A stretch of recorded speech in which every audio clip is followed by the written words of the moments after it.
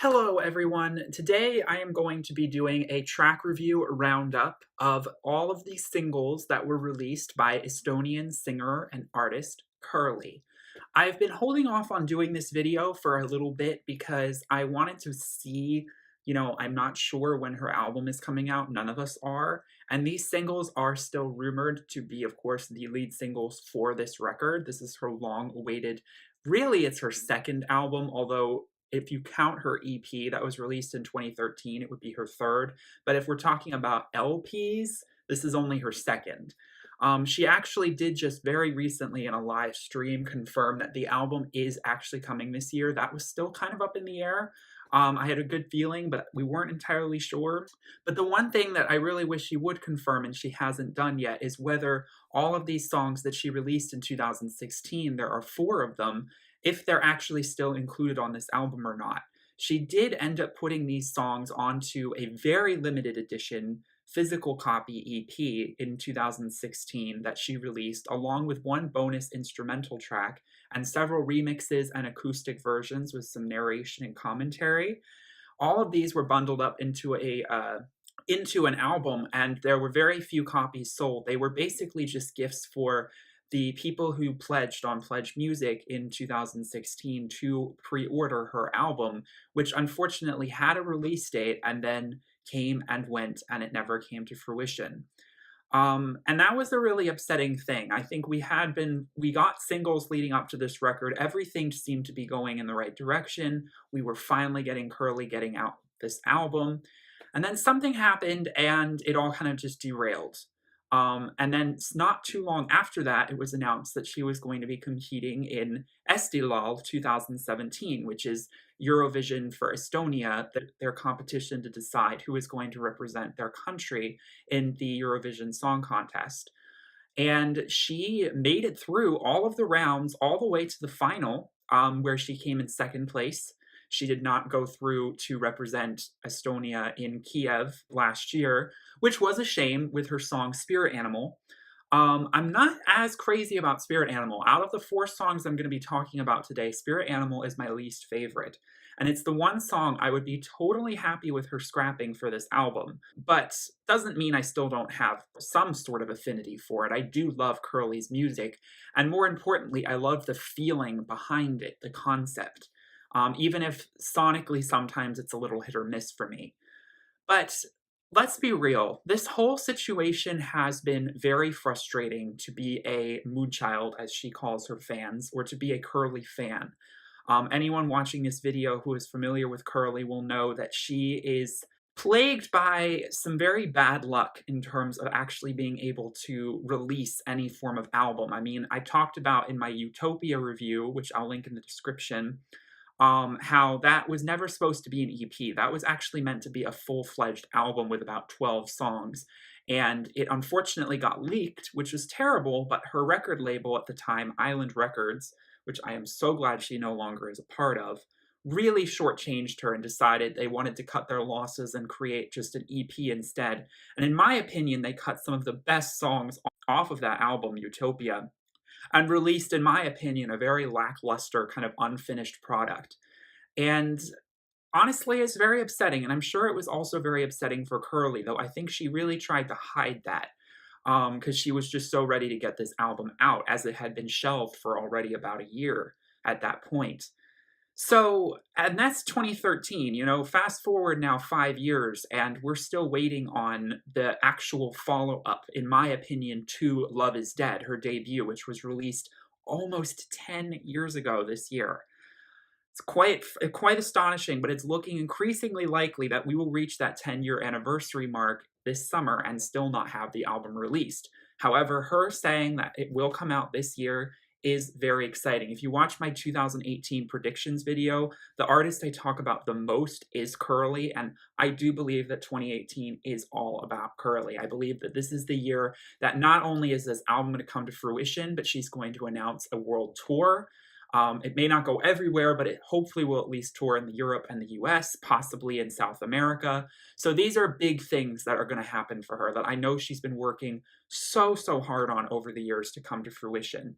In the video that she just made, she talks about how, she could leak all this music tomorrow if she wanted, but she really wants to make this release work and do it the proper way. She is an independent artist, so she's having to struggle working with getting people to put out her album and work with the business side of all of that, the manufacturing.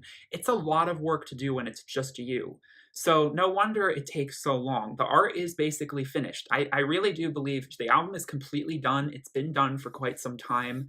She has been working on music for other artists and also for herself as future projects now.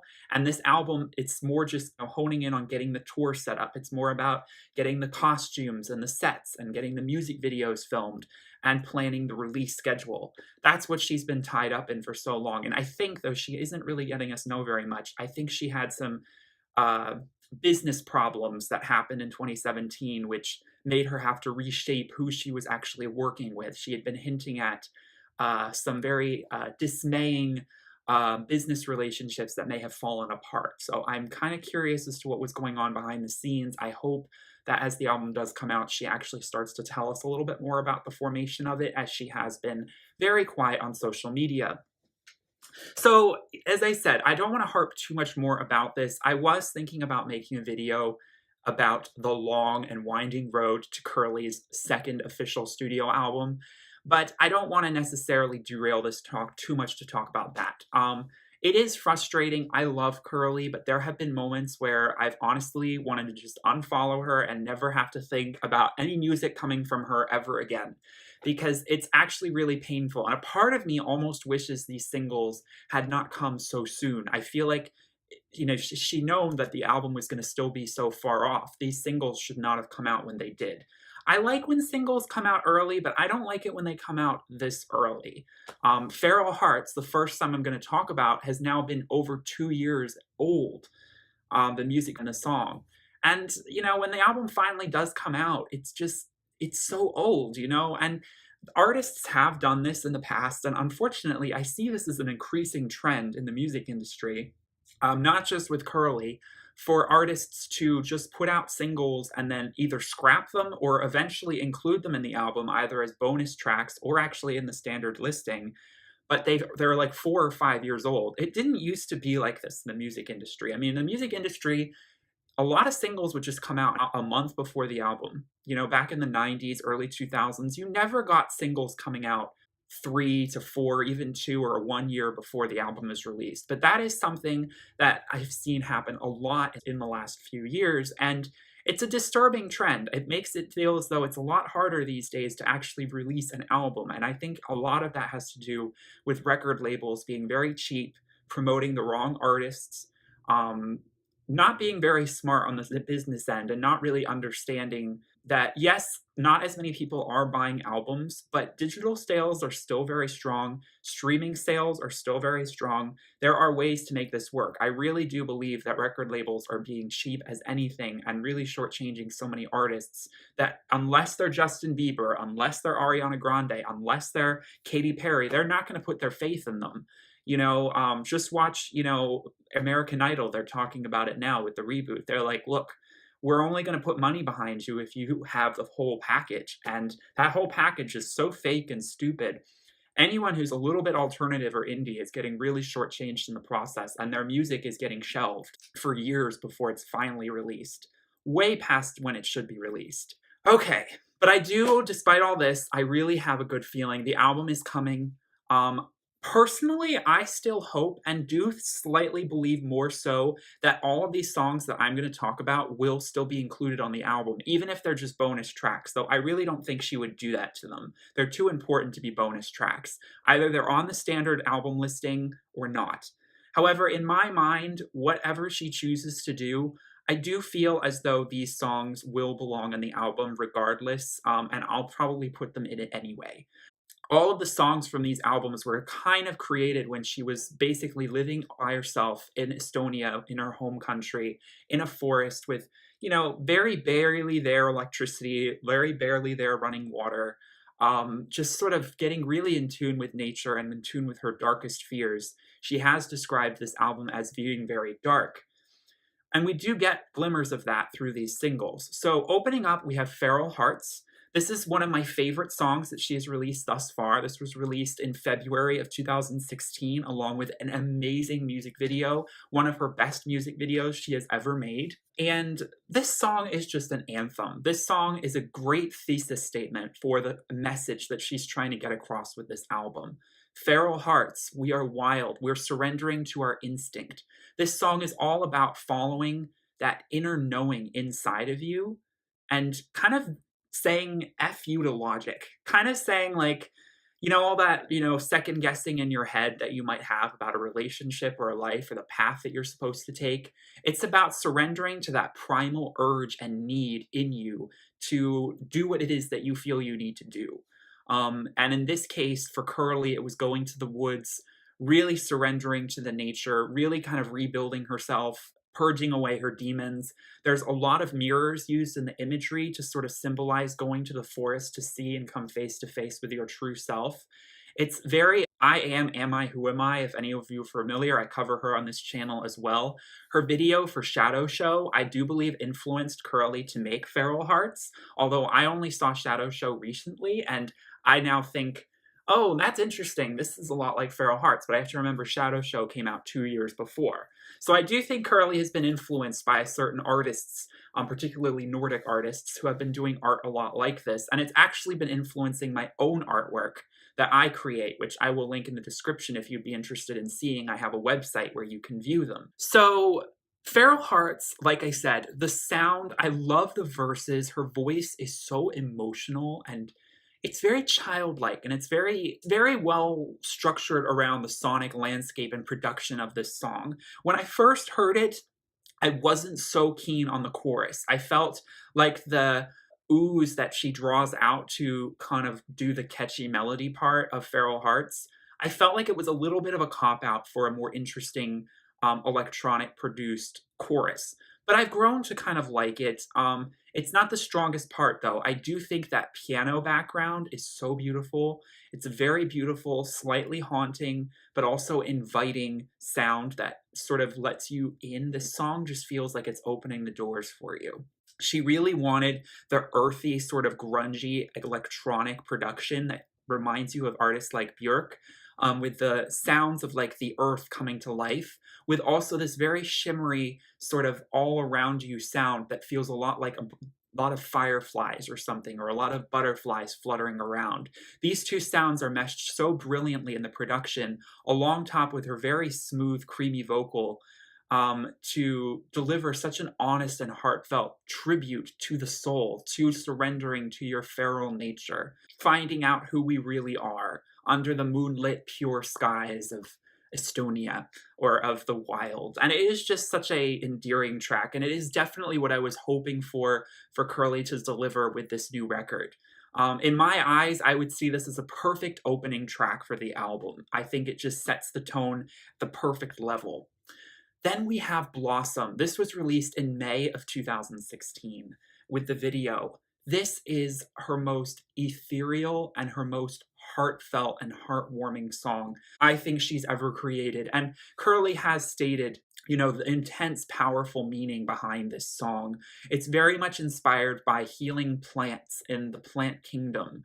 She talks about how in Estonia and in ancient times, if you go to pagan Europe, there was a lot of, use of herbs and plants to cure ailments and illnesses, all throughout the world, not just in Europe. And this song, she cites 5 specific plants. I think it was mugwort, mullein.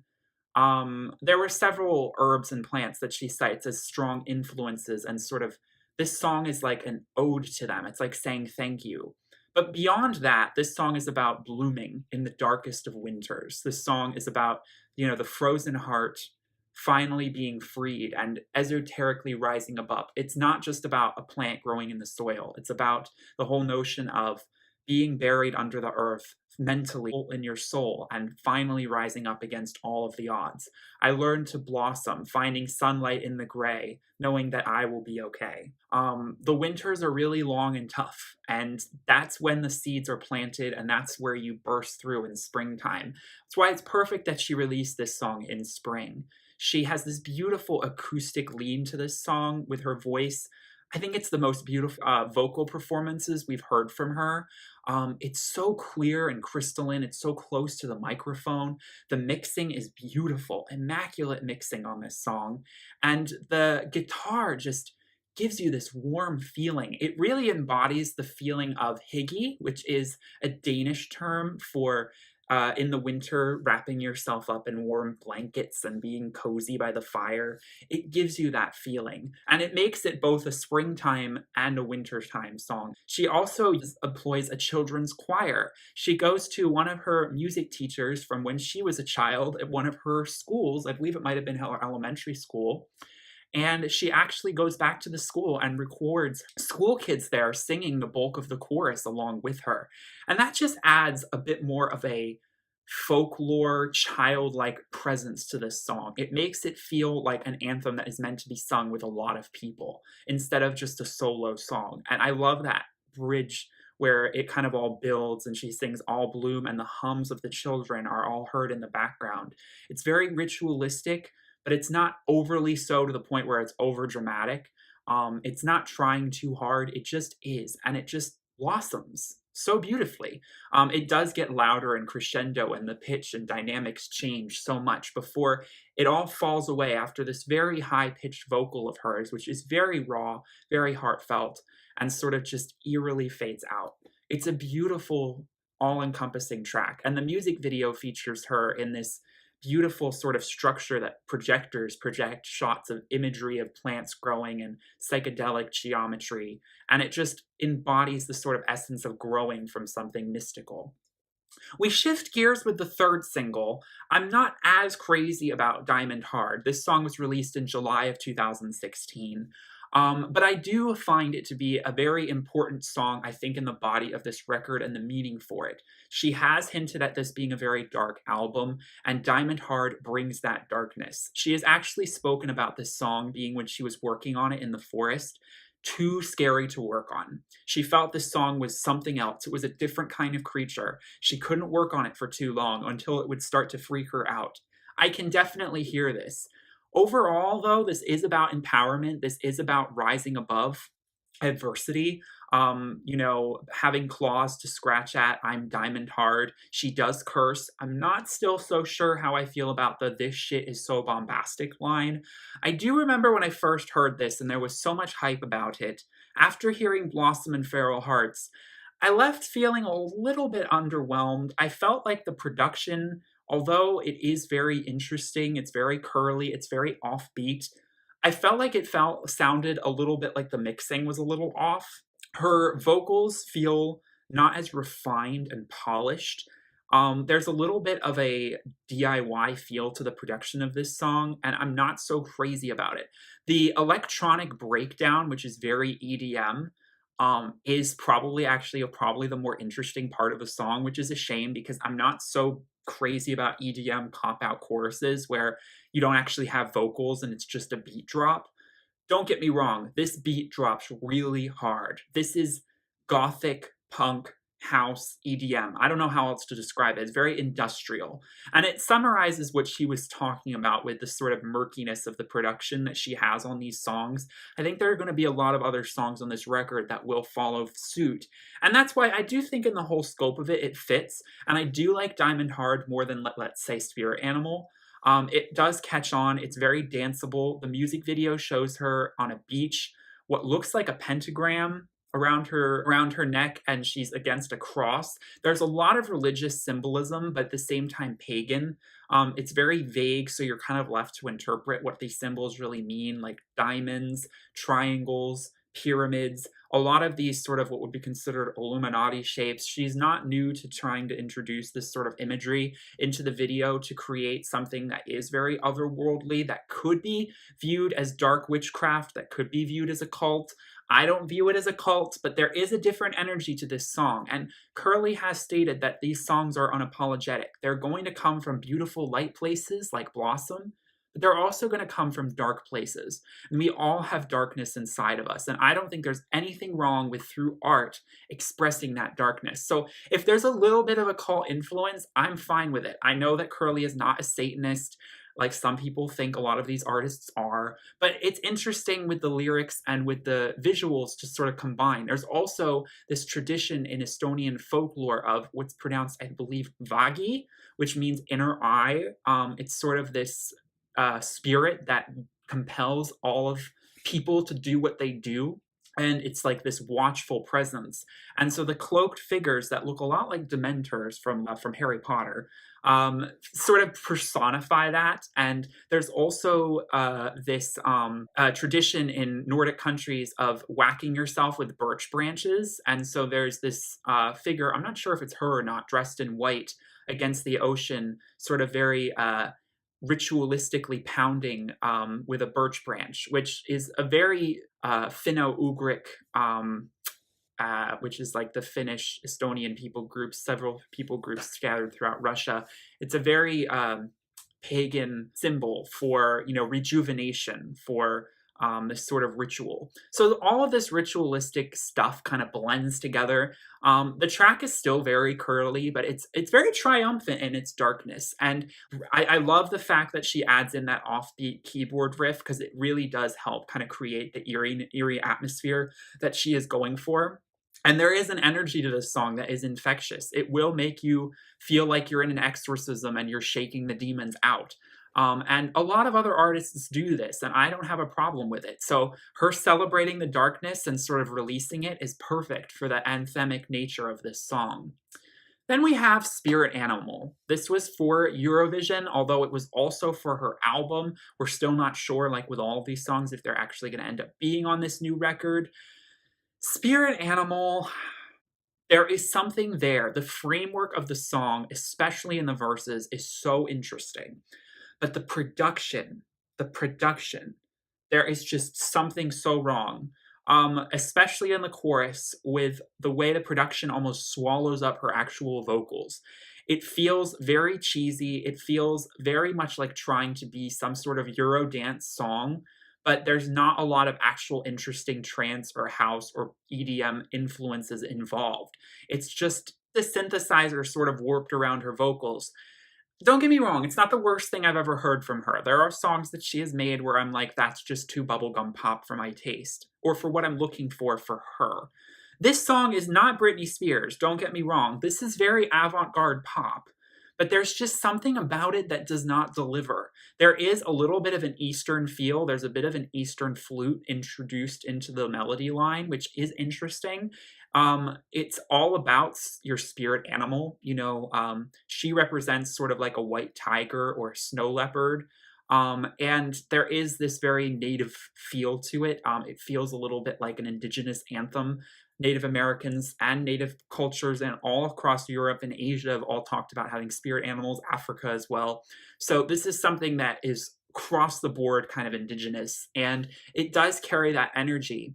I do love some of the lyrics, lit crystals like tree sweat, howling at the moon, all of these sort of ideas of surrendering to your primal nature, again, ties back into Feral Hearts beautifully. But to be honest, I would have loved to have seen Feral Hearts represent Estonia in Eurovision. I just don't think Spirit Animal was as good of a song. And although I would have loved to have seen it go through in Eurovision, I couldn't vote because I am not an Estonian citizen, but I would have voted for it anyway. I'm not too surprised that she didn't end up going through, even though it was so close. There is some controversy about possibly voting lines being shut down accidentally or on purpose to favor another act in Estilal. So I would have still loved to have seen her gone through, but then you know what? If she'd done that, this album would probably be even more behind, though she probably would have gotten some endorsements. That's the only thing. So she would have had some more help with money. But, in some ways I was kind of happy when it was about a year ago now, we found out she wasn't going to make it. It was sort of like, yes, now we can work on the album, because it felt like she'd sort of taken a step back. She was so busy with rehearsals, performances. She put all of herself into these and spent so much money into performing this song at the final in Estilal. Her final performance, her vocals were just not quite there, and it's a real shame. I think she was suffering from a cold, and you could hear the little bit of the screech in her voice, and it's a real shame because she did better the second semifinal, right before the final in Estilal. She did a much better performance. So then we kind of just got left.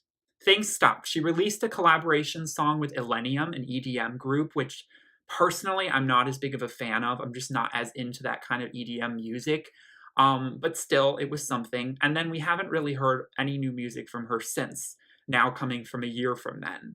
So it's been a drought, and we've been left sort of hanging with these songs.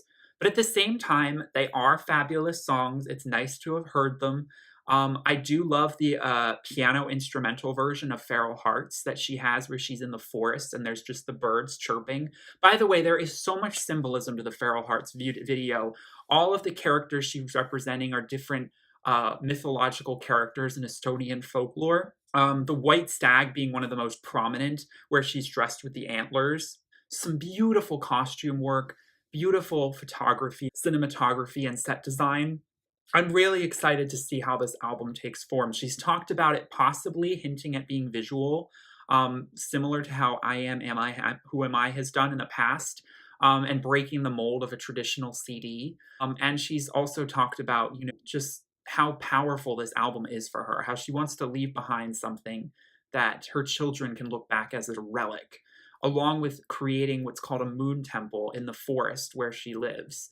Which would be cool to visit. I visited Estonia last spring in June, and I had hoped that the album would have been done by then and that the Moon Temple would be open. But no, we weren't there. I'd booked that trip a long time before that, so that's why I wasn't sure at the time. But I have visited Estonia, and I felt that mythical energy. And let's not forget, she partnered with the Estonian Tourism Board to create these visuals. Visit Estonia was a sponsor for all of these music videos, and she has said that in 2016, tourism was up higher than ever, and I believe 2017 will be even better because all of these videos have helped draw people to Estonia. Among other things, Estonia is rising in terms of value for money, in terms of being an attractive place for tourism. But Kerli is definitely a good spokesperson for the country, and she's used these visuals as what we would consider a Visit Estonia campaign, and I think it's been quite successful. But are these songs just purely for that, or are they going to be fully realized in the context of a full album, which I am dying to finally hear? Let me know in the comments your thoughts on these songs, and also your thought on this whole long drawn out process for Kerli's album. It's hard. I don't want to be angry with her. I really don't. A lot of this is not her fault. I think some really unfortunate business sort of money side circumstances have been going on behind the scenes that are out of her control, which I only wish her the best for. I really do think she's past that, and she's finally at a point where she's ready to go. It's just she did have a few hiccups last year. I wish she would be a little bit more honest with us about what's going on, though. She has been kind of withdrawn lately in terms of giving us info, and that's the one thing I always kind of thought was not cool, because it's like, especially since we pledged money for this, it's like, you got to tell us what's happening. It was really uncool, I felt, in September of 2016, when the album never actually came on Pledge Music. She didn't even tell us that the album was technically pushed back until October. And she just gave us no info. And it was like, why are you keeping us in the dark? We kind of could infer what was going on, but it's sort of like being ghosted in a relationship. You should tell us up front, especially if we're putting money down. She has also stated that I think Kerli is a little bogged down now by the idea and the sort of picture perfect idea of releasing a full length album. She's basically admitted that she really doesn't want to do that anymore. She is going to make this still a full length album because it was promised all these years ago. And I do agree she really should fulfill that promise. I mean, a lot of people pledged a lot of money for this, so she really should keep up her promise and end of the bargain. But I can understand if she's burnt out. I don't think Kerli is very well suited to releasing albums. She does release music, but she's much more of a singles artist, or possibly, she said, releasing EPs. EPs are a lot easier to put out independently. And so, if that's the case, then whatever is keeping her making art, that's all I care about. But I really do hope, I really can't wait for this album to be released. I feel like I've been holding my breath for years waiting for it, and I felt like I just needed to finally talk about these songs. I'll probably talk about them more in the full album review that will eventually come at some point this year, so stay tuned for that. But I just needed to get this out there. But yes, Feral Hearts and Blossom, they'll always have a special place in my heart. Let me know what you think about those songs and Kerli. I will link in the description my review of Utopia as well as Love is Dead, the 2 albums she has released, as well as to my artwork. I just want to give a shout out. I've been working on a project called Prince of the Deep Dark Wood. It's actually my handle on Instagram. And I came up with this project a lot inspired by Kerli back in 2015 when she went to the woods and was really getting introspective there. I wanted to create artwork that was a lot about the nature of the forest as well and sort of that aesthetic. So I traveled to Sweden a year ago almost, and Estonia, but I spent most of my time in Sweden, just living, with a few other artists in the countryside and gathering inspiration and walking through the nature to like really build this project. And so far, I've released 8 paintings from this series. That's going to be 11 paintings, and I just wanted to give a shout out to it. It's in the comments. It'll be linked to my website, which has all the newest work under the portfolio if you click Prince of the Deep Dark Wood. It's also all on my Instagram, as well as my official Facebook page, Arthur DeVille Fine Art. And some of the pieces are on my shop, fineartamerica.com. I haven't put all of them on there because a lot of them aren't very sellable. They're very deeply personal artwork.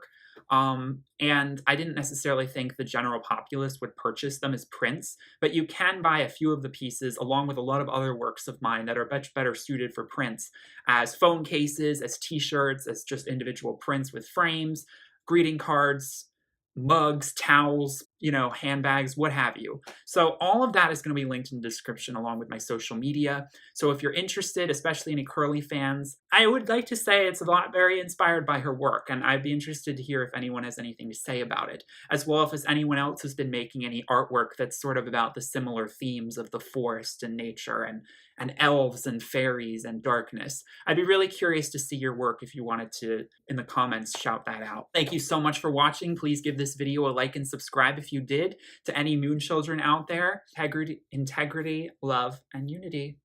Bye.